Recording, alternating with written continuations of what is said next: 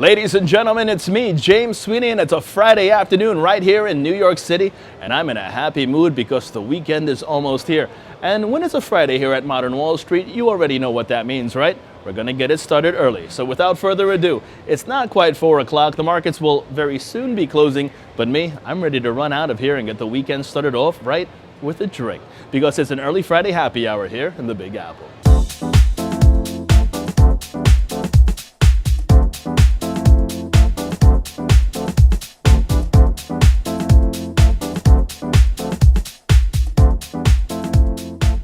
U.S. stocks more than 0.5% lower this Friday afternoon on this, the last trading day of the month of April, as investors take in earnings, data, as well as currency moves. Now, the Dow Jones down today, more than 100 points in early afternoon trade, as data failed to impress investors, including Chicago PMI for the month of April coming in at 50.4, below expectations. Also, the final April read on consumer sentiment coming in at 89.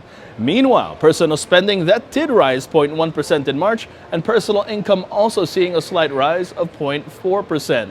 Meanwhile, oil struggling for gains after settling above $46 a barrel yesterday for its highest close since early November. And speaking of oil, Chevron posting a greater than expected loss of 39 cents a share, while revenue beat expectations at $23.5 billion.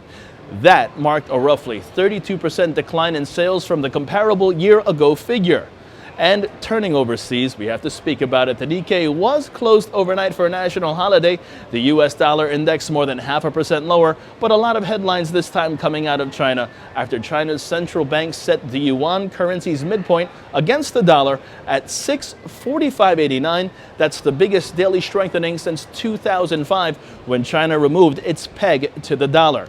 Team all of that with gold rising on a weaker dollar and, well, a weaker U.S. dollar, then you have yourself a session where 5 stocks right now are in the red for every 4 advancers right behind me at the New York Stock Exchange. Let's take a look to see how the markets are shaping up to close out this, the final trading session of the week and the month as well.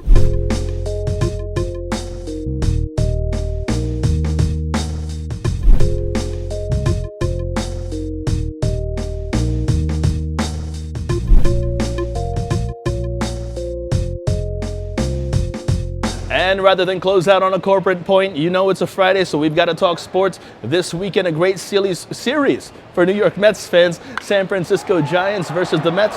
Also, the Islanders looking to go 2 for 2 in Tampa Bay. Will they do it? Yes! But more importantly this weekend, tomorrow's going to see history in the making, if they can do it. Now, everyone knows I'm a big Chelsea fan, but they're long out of the picture. So Leicester tomorrow are playing Man United. And if they win, lowly Leicester will be the official 2016 Barclays Premier League champions. And it's pretty amazing, especially in the modern era of sport, where a team with absolutely no superstars to start off the season has dominated all the big names. Man U, Man City, Arsenal, Liverpool, Chelsea, Tottenham, you name them, they've dominated them. And when the season began, which is what makes it interesting, this is talking about business and gambling in a way, the odds of Leicester winning the league was 5,000 to 1. So think about that. If you put $1, you're getting $5,000 back at the end of the season.